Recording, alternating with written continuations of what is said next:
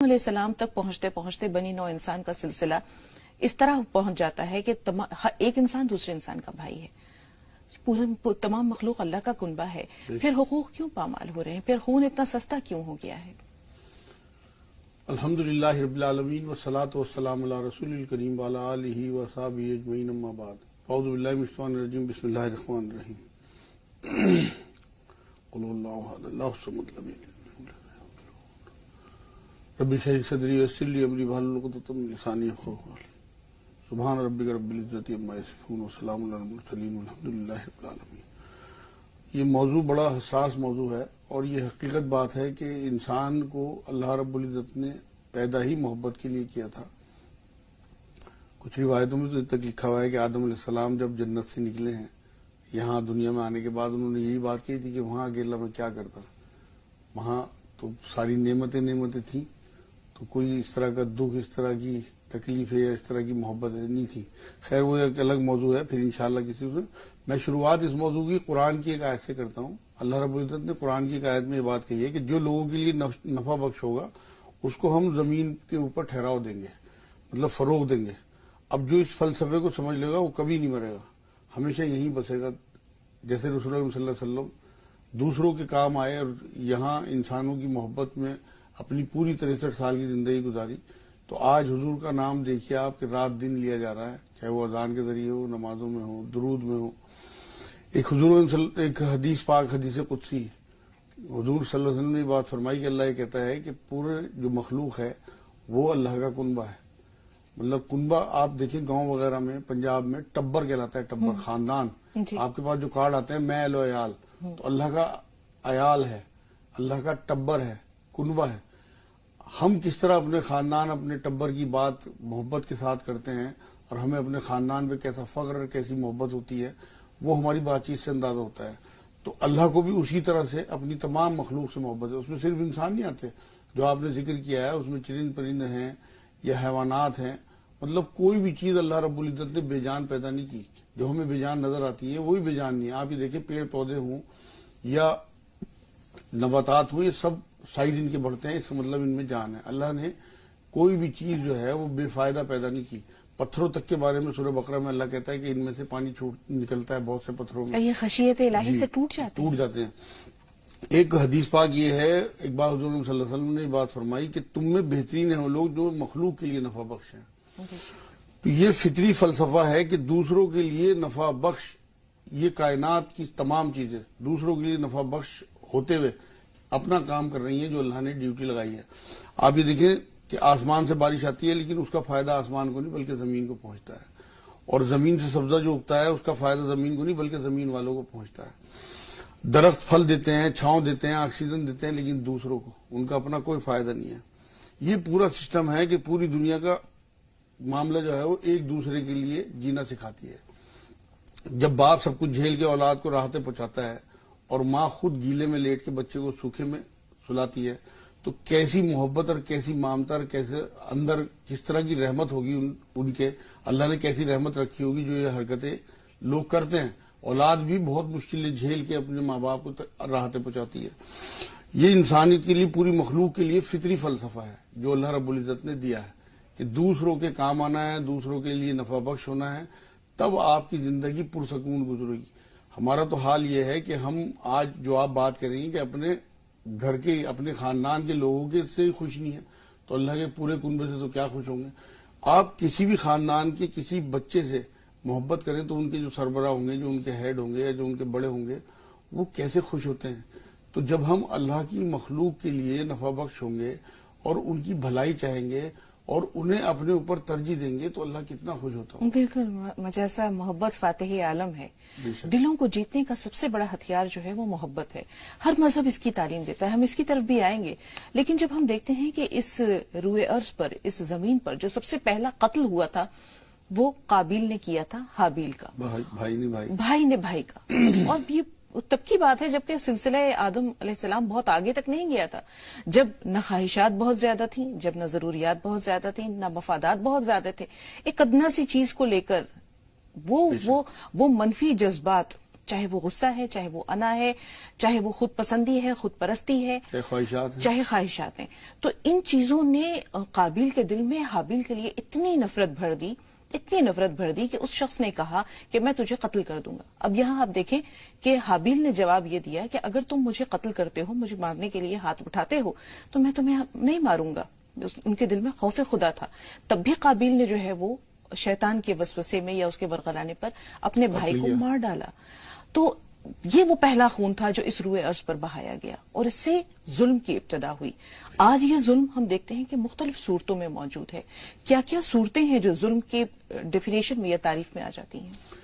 اصل میں سب سے پہلے تو وہی بات ہے جو آپ کہہ رہی ہیں کہ قتل و غارت جو ہے، اس کے بارے میں سورہ مائدہ کی 32 نمبر آیت میں اللہ رب العزت نے بات کہی ہے کہ جس نے ایک انسان کو قتل کر دیا ناحق، اس نے گویا پوری انسانیت کو قتل کیا، اور جس نے ایک جان کو بچایا اس نے پوری انسانیت کو بچایا. اس کا مفہوم ہے آیت کا. اب ناحق قتل کر دینا، لوگوں کو دھوکے سے ساتھ مار دینا، اسلام تو دھوکے کی تعلیم ہی نہیں دیتا. تو لوگوں کو دھوکے سے ان کی جان لے لینا کہاں سے اس طرح کی تعلیم؟ امن کا مذہب ہے اسلام. لوگوں میں اصل میں پروپیگیٹ اس طرح سے کرنا پڑے گا. حضور اکرم صلی اللہ علیہ وسلم کی زندگی جو ہے وہ ہمیں سامنے رکھنی پڑے گی. آپ یہ دیکھیں، میں نے پچھلی کسی پروگرام میں بات کہی تھی کہ پھل جو ہے وہ اپنے درخت سے پہچانا جاتا ہے، درخت جو ہے اپنے پھل سے پہچانا جاتا ہے. ہمیں میٹھا اور نرم پھل بننا پڑے گا. جیسے حضور صلی اللہ علیہ وسلم کی پہچان ہمیں کرانی ہے کہ وہ رحمت للعالمین تھے. آپ یہ دیکھیں کہ آج ہمارا حال جو آپ بات کہہ رہی ہیں، نفس نفسی کا جو عالم ہے، اس میں سب سے زیادہ معاملہ تو ہے کہ ہم تو اپنی راحت کے لیے لوگوں کو دکھوں میں ڈالتے ہیں، اپنا مال اکٹھا کرنے کے لیے لوگوں کا خون چوستے ہیں اور ایکسپلائٹ کرتے ہیں، اپنی خوشیوں کے لیے لوگوں کو اذیتیں دیتے ہیں، اپنے آرام کے لیے لوگوں کا آرام چھینتے ہیں. پھر بھی جو ہمارا مطلوبہ مقصد ہے وہ پورا نہیں ہوتا. ہمیں جو زندگی ملی ہے وہ بندگی کے لیے ملی ہے. اگر ہم اس زندگی میں بندگی نہیں کریں گے تو لازمی قیامت میں شرمندگی ہوگی. آپ یہ دیکھیں کہ ہم نے اگر رسول اکرم صلی اللہ علیہ وسلم کی زندگی کو سامنے رکھیں، حضور کے اندر کیسی ممتا تھی. آپ یہ دیکھیں کہ ایک ماں جو خود بھوکی ہے لیکن بچوں کا پیٹ پالنے کے لیے اپنے پیٹ کی پرواہ نہیں کرتی، اپنی اس اذیت کو جھیل جاتی ہے اور بچوں کا پیٹ بھرنے کے لیے اندر سے خوشی محسوس کرتی ہے ان کا پیٹ بھر کے، اسے وہ تکلیف بھول جاتی ہے. اسی طرح سے جب انسان اللہ کی مخلوق کے کام آنا چاہے، دوسروں کے کام آنا چاہے، دوسروں کو خود پہ ترجیح دے، تو اس میں اس کی اپنی آرام، اپنی جو اللہ نے مال دیا یا اللہ نے صلاحیت دی یا اللہ نے علم دیا، وہ دوسروں پہ نچھاور کرے گا. اسے اس میں کوئی تکلیف نہیں ہوگی. وہ لوگوں کی آسانیاں پیدا کرنے کے لیے خود مشکل میں پڑے گا، لوگوں کا پیٹ بھرنے کے لیے اپنے پیٹ پہ پتھر باندھے گا، لوگوں کی بھوک پوری کرنے کے لیے خود بھوکا رہے گا. لیکن اس ٹائم اسے جب وہ اللہ کے لیے کام کرے گا اور اسے یہ لگے گا کہ رسول اللہ صلی اللہ علیہ وسلم کی سنت ہے اور پوری مخلوق اللہ کا کنبہ ہے، تو وہ لازمی بات ہے اس سے جو اسے اندر کوئی تکلیف ہوگی، کوئی دکھ ہوگا بھی تو اسے محسوس نہیں ہوگا. یہ بہت بڑی بات ہے مجاز صاحب جو بھی آپ نے بیان کی. حضرت عبداللہ بن سلام کا واقعہ یاد آتا ہے. یہ یہودی تھے، یہودی عالم تھے، بہت بڑے یہودی عالم تھے، اور تورات اور انجیل پر ان کو زبردست جو ہے وہ عبور حاصل تھا. نبی آخر الزماں کا ان کو انتظار بھی تھا کہ وہ کب یثرب کی طرف آئیں گے. اور جب رسول پاک صلی اللہ علیہ وسلم مدینہ تشریف لاتے ہیں تو یہ پہنچتے ہیں رسول پاک صلی اللہ علیہ وسلم کی بارگاہ میں. دل میں ایمان راسخ ہو چکا تھا، صرف اپنی تسلی کے لیے، تسکین کے لیے. تو جو وہاں وہ پہنچتے ہیں، رسول پاک صلی اللہ علیہ وسلم کے رخ انور کو دیکھتے ہیں، آپ کے چہرے مبارک کو دیکھتے ہیں، تو بے اختیار دل یہ پکار اٹھتا ہے کہ یہ چہرہ کسی جھوٹے کا نہیں ہو سکتا. اور اس کے بعد ان کے کانوں نے وہ پیغام سنا جو رہتی دنیا تک پوری دنیا کے لیے، تمام انسانوں کے لیے ایک ضابطہ حیات ہے یا ایک چارٹر یا منشور کی حیثیت رکھتا ہے. رسول پاک صلی اللہ علیہ وسلم کی زبان مبارک پر یہ کلمات جاری تھے کہ یا ایھا الناس افشوا السلام واطعموا الطعام وصلوا الارحام وصلوا باللیل والناس نیام تدخلوا جنت ربکم بسلام. کہ اے لوگو، آپس میں سلام کو پھیلاؤ، لوگوں کو کھانا کھلاؤ، رشتہ داریوں کو جوڑو، راتوں کو اٹھ کر اپنے رب کی عبادت کرو جب لوگ سو رہے ہوں، اور اس کے بعد اپنے رب کی جنت میں داخل ہو جاؤ اللہ کے حکم سے، آسانی سے. آپ یہ دیکھیں کہ اس میں انسان دوستی کا کون سا پہلو ہے جو ہمیں نظر نہیں آتا. اسلام نام ہی سلامتی کا ہے. جب ایک انسان دوسرے انسان سے ملتا ہے اور اس کا استقبال کرتا ہے تو وہ سلام، اس پہ سلامتی بھیجتا ہے کہ السلام علیکم ورحمۃ اللہ وبرکاتہ، کہ تم پر سلامتی ہو، اللہ کی رحمتیں ہوں اور برکتیں ہوں. اس کے بعد رسول پاک صلی اللہ علیہ وسلم نے جو تیسرا پیغام دیا سلام کو پھیلانے کے بعد کہ لوگوں کو کھانا کھلاؤ، رشتہ داریوں کو جوڑو، اور اس کے بعد رات کو اپنے رب کی عبادت کروں. تو ایک انسان کے شب و روز اگر اس سانچے میں ڈھل جائیں تو پھر کہاں سے کسی نفرت، کسی بغض، کسی عداوت، کسی دشمنی کا تصور بڑھتا ہے؟ یہی تو آپ یہ جو بات آپ کہہ رہی ہیں، اصل میں یہ جو توانائی ہے یا سکون ہے یہ کوئی باہر سے تھوڑی ملتا ہے، یہ تو اندر کی چیز ہے، روحانی چیز ہے، یہ اندر سے حاصل ہوتی ہے. یہ جو تزکیے کا ایک نسخہ ہے کہ تزکیہ جو عمل ہوتا ہے، ایک اصول دیا گیا کہ اعضاء کا تزکیہ جو ہے وہ بہت ایک باریک سا نقطہ ہے، لیکن سمجھ میں آ جائے تو بہت آسان ہے. جی. کہ ہمیں اگر اپنی زبان کو پاک کرنا ہے تو ہمارے منہ سے کسی کے لیے گالی نہ نکلے، کوئی غیبت نہ نکلے. یہ زبان کا تزکیہ ہے. ہمارے ہاتھ سے تمام لوگ محفوظ رہیں، یہ ہاتھ کا تزکیہ ہے. ہمارے قدم کہیں غلط جگہ نہ جائیں، کسی کو ٹھوکر نہ ماریں، یہ ہماری ٹانگ کا، لاتوں کا تزکیہ ہے. اسی طرح سے پورے اعضاء کا تزکیہ ہے کہ ہمارے وجود سے، ہمارے تصور سے، ہمارے مزاج سے کسی کو کوئی تکلیف نہ پہنچے. آپ یہ دیکھیں، اسلام تو وہ مذہب ہے جو اس طرح کی تعلیمات دیتا ہے کہ آپ سرگوشی بھی نہ کریں. سامنے اگر کوئی تیسرا بیٹھا ہے تو اسے یہ محسوس نہ ہو کہ میں کم اہم ہوں.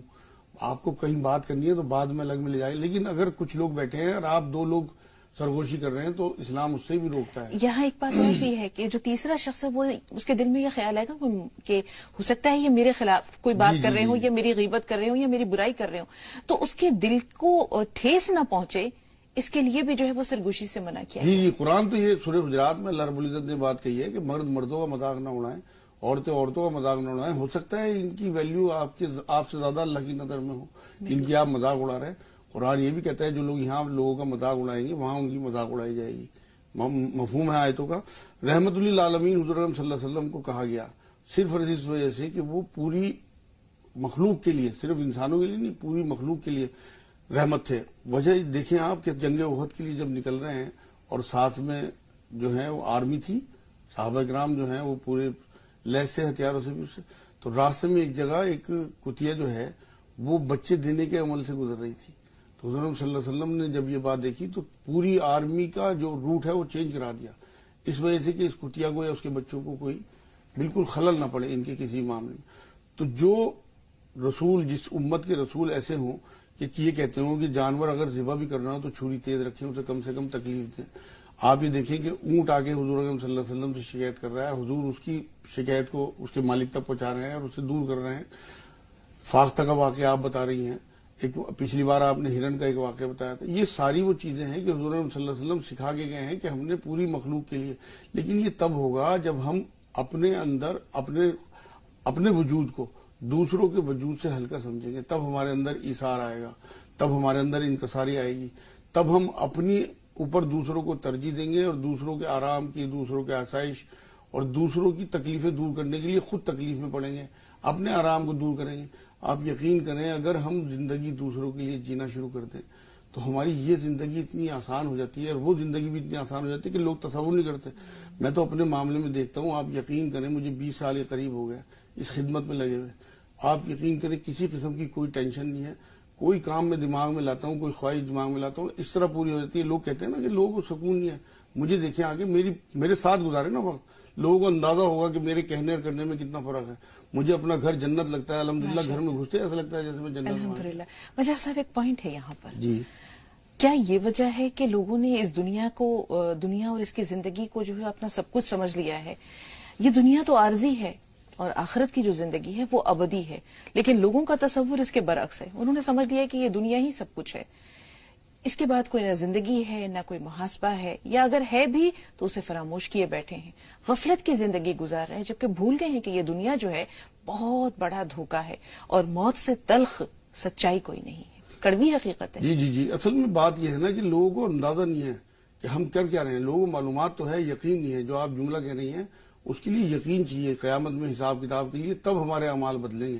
آپ یہ دیکھیں سورہ بقرہ کی 177 نمبر آیت میں اللہ رب العزت نے یہ بات کہی ہے کہ صرف نیکی مشرق یا مغرب کی طرف چہرہ کر لینے میں نہیں ہے، بلکہ پورے گنوائے ہیں کہ اللہ، اس کے رسول، کتابوں، فرشتوں پہ ایمان لانے کے بعد آپ کو مال سے محبت کے باوجود مسکینوں، یتیموں، اپنے رشتہ داروں، اپنے پڑوسیوں، سوالیوں، ان سب پہ مال خرچ کرنا ہے. اس کے بعد پھر جب نماز کا اور زکوٰۃ کا ذکر آیا، ہمارے معاشرے میں تو چند نمازیں پڑھ لینے کو، سر ٹیک دینے کو یہ سمجھتے ہیں کہ ہماری جو ہے نجات ہو جائے گی. نہیں ہوگی جب تک آپ رسول اکرم صلی اللہ علیہ وسلم کی پیروی میں نہیں ہوں گے. اللہ کا جو حق ہے نا وہ ہے عبادات، لیکن مخلوق کا جو حق ہے اس میں تو آپ کو یہ کرنا ہی ہوگا کہ لوگوں کے کام آنا ہے. حضور صلی اللہ علیہ وسلم کی 63 سال کی زندگی دیکھنی پڑے گی کہ وہ کس طرح سے لوگوں کے ساتھ جو ہے. پچھلی بار آپ نے ایک حدیث قدسی سنائی تھی کہ جب میں بیمار ہوا تو میری آیت کو آتا تو مجھے وہیں پاتا، میں بھوکا تھا تو نے مجھے کھانا نہیں کھلایا، اگر تو کھانا کھلاتا تو مجھے وہیں پاتا. یہ اللہ خود کہہ رہے ہیں. آپ دیکھیں نا اللہ کی کتنی بڑی شان ہے اور وہ کس طرح کی بات کر رہے ہیں. تو وہ بتانا چاہتے ہیں کہ ایک دوسرے کا ساتھ دینا، ایک دوسرے سے محبت، اور اس میں کوئی مذہب کا بھی معاملہ نہیں آتا. جو آپ نے بات کہی ہے کہ ہم اگر اپنے دادا، ان کے دادا اوپر تک پہنچیں تو آدم علیہ السلام پہ تمام انسان جو ہیں وہ جا کے بہن بھائی ہو جاتے ہیں. ایک ماں باپ کی اولاد ہیں. ایسا ہو نہیں سکتا کہ ایک خالق کے بنائے ہوئے ہوں، اس کی مخلوق ہو، ایک ماں باپ کی اولاد ہو، خون ایک سے ہو. تو کس طرح سے ہم فرق کر لیں، کس طرح سے نفرتوں کو آگے بڑھائیں. صرف اور صرف محبت ہی کے لیے کم ہے. میں ایک جملہ کہہ دوں جو میں نے پچھلی بار بھی کہا تھا. شاہ ولی اللہ محدث دہلوی یہ بات کہتے تھے، اپنی کتاب میں انہوں نے بات لکھی ہے کہ عبادت سے جنت ملتی ہے لیکن خدمت سے اللہ ملتا ہے. جسے اللہ مل جائے اسے سب کچھ مل جاتا ہے. حضرت علی رضی اللہ تعالیٰ عنہ، ایک اور جملہ میں اور کہہ دوں، حضرت علی رضی اللہ تعالیٰ عنہ سے ایک بار کسی نے پوچھا کہ اللہ کو کہاں تلاش کریں، تو حضرت علی رضی اللہ تعالیٰ عنہ نے کہا کہ دکھی دلوں میں تلاش کرو، اللہ وہاں بستا ہے. تو اگر ہم دکھی دلوں کو جوڑیں گے، ٹوٹے ہوئے دلوں کو جوڑیں گے، دکھی دلوں میں سکون اور آسانی پیدا کریں گے تو لازمی ہماری پہنچ اللہ تک ہو جائے گی، کیونکہ مخلوق کے ذریعے خالق تک پہنچا جا سکتا ہے. بہت بڑی بات مجاز صاحب، بہت خوبصورت پیغام ہے. اللہ کرے کہ یہ پیغام لوگوں کے دلوں تک پہنچے اور وہاں یہ اثر کرے. سالار بھائی پہلے آپ سے مخاطب فرمائیے، سوال کیا ہے؟ السلام علیکم. وعلیکم السلام ورحمۃ اللہ وبرکاتہ. جی بھائی. باقی سوال دو ہے. پہلا سوال تو یہ ہے کہ جیسے ہم مشتی کھاتے ہیں نا تو کبھی خود اس کا کانٹا ہماری اندر حلق میں پھنس جاتا ہے، تو اس کے لیے ہمیں کیا کرنا چاہیے؟ دوسرا سوال یہ باجی جیسے محبت کے بارے میں ہے تو ہمیں ہمارے گھر سے تعلیم یہ ملتی ہے کہ جیسے ہم پہلے اللہ سے محبت کریں، اس کے بعد میں ہمارے نبی صلی اللہ علیہ وسلم سے محبت کرے، پھر اپنے ماں باپ کا ادب کرے، ان کی عزت کرے، اور پھر اپنے پورے دوست فیملی کے ساتھ محبت کرے. ایک محبت ایسی بھی ہوتی ہے باجی جیسے کہ لیلا مجنون شریف فرات، تو اس کو اسلام میں کیا نظریے سے دیکھا جاتا ہے؟ اچھا سوال ہے سالار بھائی.